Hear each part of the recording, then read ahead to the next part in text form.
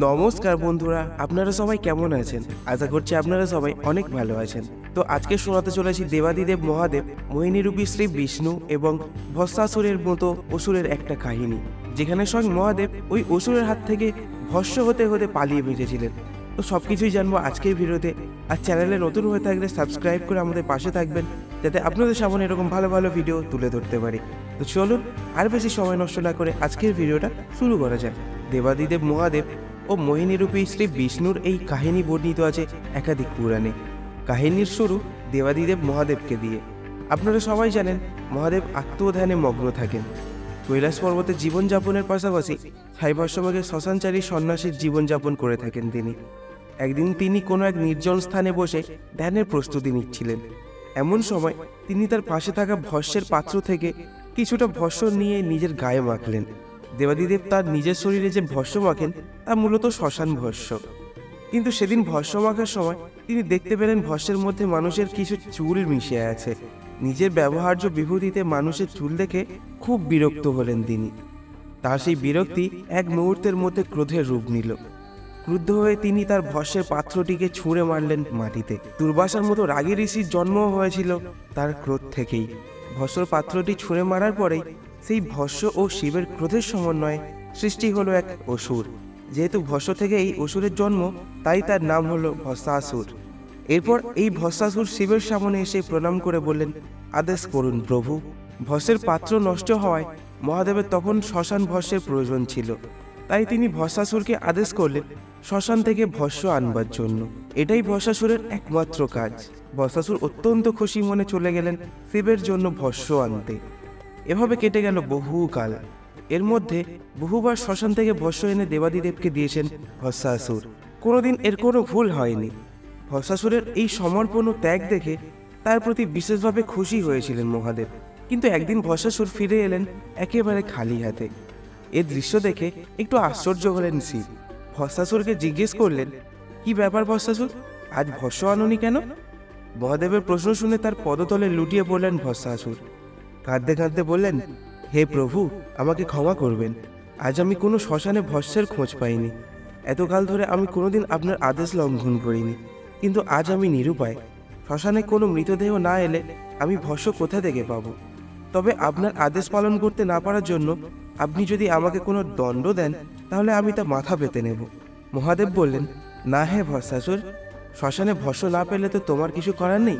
এখানে তো তোমার কোনো দোষও নেই। আমি তোমাকে দণ্ড কেন দেব? ভস্মাসুর বললেন, হে প্রভু, তাহলে আমাকে এই বর দিন যে আমি যদি কারো মাথায় হাত রাখি তাহলে সে ভস্যে পরিণত হবে। যেদিন আমি কোথাও ভস্যের সন্ধান পাবো না, সেদিন আমি এভাবেই আপনার জন্য ভস্য আনব। এতে আপনার ভস্যেরও অভাব থাকবে না, আর আমাকে দেওয়া আপনার আদেশও লঙ্ঘন হবে না। ভস্মাসুরের চাওয়া বর নিয়ে কিছুক্ষণ চিন্তা করলেন দেবাদিদেব। তারপর ভাবলেন, তার প্রতি অটুট শ্রদ্ধা ও ভালোবাসা থেকেই হয়তো ভস্মাসুর এই বর চাইছে। তাই তিনি ভস্মাসুরের চাওয়া বর প্রদান করে তার উদ্দেশ্যে বলে উঠলেন, তথাস্তু। এখন থেকে তুমি যার মাথায় হাত রাখবে তার শরীর ভস্যে পরিণত হবে। শিবের কাছ থেকে বর লাভ করে সন্তুষ্ট হলেন ভস্মাসুর। কিন্তু একটু পরেই এক দুষ্ট বুদ্ধি খেলল তার মাথায়। ভস্মাসুর শিবের দেওয়া বর শিবের উপরই প্রয়োগ করার জন্য এগিয়ে এলেন। তারপর তার হাত মহাদেবের মাথায় রাখার চেষ্টা করলেন। ভস্মাসুরের এই দুর্বুদ্ধি দেখে হতভম্ব হয়ে গেলেন মহাদেবও। তার দেওয়া বর ফিরিয়ে নেওয়ারও ক্ষমতা নেই তার। ভস্মাসুর তার তর্জনী দিয়ে শিবের মাথা স্পর্শ করে পুড়িয়ে ভস্যে পরিণত করতে চেয়েছিলেন। কোনো উপায় না দেখে সেখান থেকে পালিয়ে বাঁচলেন শিব। ভস্মাসুরও ছুটল তার পিছু পিছু। নিজের বরে শক্তিশালী অসুরের হাত থেকে বাঁচতে ছদ্মবেশ ধারণ করে পালাতে লাগলেন শিব। আর মহাদেবের খোঁজে ভস্মাসুরও যাকে পেল তার মাথায় হাত রেখে ভস্য করে দিল। এই ঘটনায় দেবকুল, মানবকুল এবং ঋষিকুল এক চরম বিপাকে দিন কাটাতে লাগলো। অবশেষে একদিন দেবাদিদেব মহাদেব পৌঁছে গেলেন ভগবান শ্রী বিষ্ণুর বৈকুণ্ঠ ধামে। কারণ তিনি জানতেন এই সমগ্র সংসারের সবচেয়ে বড় মাস্টার মাইন্ড হচ্ছেন বিষ্ণু। শুধুমাত্র তার মাস্টার প্ল্যান দিয়েই ভস্মাসুরকে পরাজিত করা সম্ভব। লর্ড মহাদেবের কাছে ভস্মাসুরের সমস্ত ঘটনা শুনে অভয় দিলেন ভগবান বিষ্ণু। এরপর তিনি মায়া বলে মোহিনী রূপ ধারণ করলেন। এই সেই মোহিনী রূপ যার আবেদনে অসুরদেরকে ভুলিয়ে অমৃত পান করা থেকে বিরত রেখেছিলেন। বৈষ্ণব সমাজে মোহিনী একাদশী নামে যে একাদশীটি পালন করা হয় তার নামকরণ হয়েছে শ্রী বিষ্ণুর এই মোহিনী অবতারের নামেই। যাই হোক, শ্রী বিষ্ণু মোহিনী রূপ ধারণ করে এসে দাঁড়ালেন ভস্মাসুরের সামনে। অপ্সরাদের চেয়েও সুন্দর শারীরিক গঠন, উজ্জ্বল গায়ের রং এবং সর্বাঙ্গ সুন্দরী মোহিনীকে দেখে সবকিছুই বিস্মৃত হয়ে গেল ভস্মাসুরের। মোহিনী এত সুন্দরী ছিল যে ভস্মাসুর সঙ্গে সঙ্গে তার প্রতি আকৃষ্ট হয়ে গেল। ভস্মাসুরের প্রেম নিবেদন করা দেখে মোহিনীর ঠোঁটে যে হাসি ফুটে উঠল তা দেখে আরও একবার সম্মোহিত হয়ে গেলেন ভস্মাসুর।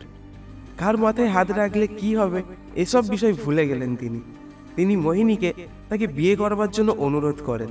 মোহিনী এবার ভস্মাসুরকে শর্ত দিলেন যে তিনি নাচ খুব পছন্দ করেন এবং তাকে বিয়ে করবেন যদি তিনি নাচের সাথে তার তালগুলি মেলাতে পারেন। অসুর ভাবলেন এর এমন কি, তাই তিনি রাজি হয়ে গেলেন মোহিনীর সাথে নৃত্যকলা প্রতিযোগিতার জন্য। শুরু হলো নৃত্য প্রতিযোগিতা। মোহিনী যেভাবে নৃত্য করেন তালে তালে ভস্মাসুরও সেভাবেই অনুসরণ করে নৃত্য করতে লাগলেন। এভাবেই কেটে গেল বেশ কিছু সময়। আর আড়াল থেকে উঁকি মেরে এই ঘটনা দেখছিলেন দেবাদিদেব। এরপর মোহিনী তার নিজের মাথায় নিজের হাত রেখে বিশেষ ভঙ্গিতে নৃত্য করতে লাগলেন। আর ভস্মাসুর যেহেতু মোহিনীর নাচের মুদ্রা অনুসরণ করছিলেন তাই তিনিও তার নিজের মাথায় হাত রেখে নৃত্য করার জন্য যেই না নিজের মাথায় হাত দিলেন অমনি তার নিজের শরীর ভস্মে পরিণত হলো। সমগ্র সংসার মুক্তি পেল ভস্মাসুর নামক অসুরের সৃষ্ট আতঙ্ক থেকে। তো বন্ধুরা, এখান থেকে আমরা কি শিখলাম? এই কাহিনীর আড়ালে আমাদেরকে কিছু নৈতিক শিক্ষা প্রদান করা হয়েছে। ভস্মাসুরের এই কাহিনীটাও কিন্তু তার উল্টোটা কিছু নয়। এটাই বলতে চাইবো যে ক্ষমতা কখনো ভুল ব্যক্তির হাতে অর্পণ করা উচিত নয়, তাহলে আমাদেরকেই সেই ভুলের মাসুল দিতে হয়। তো এই ছিল আজকের ভিডিওটা ভালো লাগলে লাইক করুন এবং অবশ্যই কমেন্ট করে জানান আপনারা কোন ধরনের ভিডিও দেখতে চান। তো সম্পূর্ণ ভিডিওটি দেখার জন্য অনেক অনেক ধন্যবাদ। ভালো থাকুন, সুস্থ থাকুন।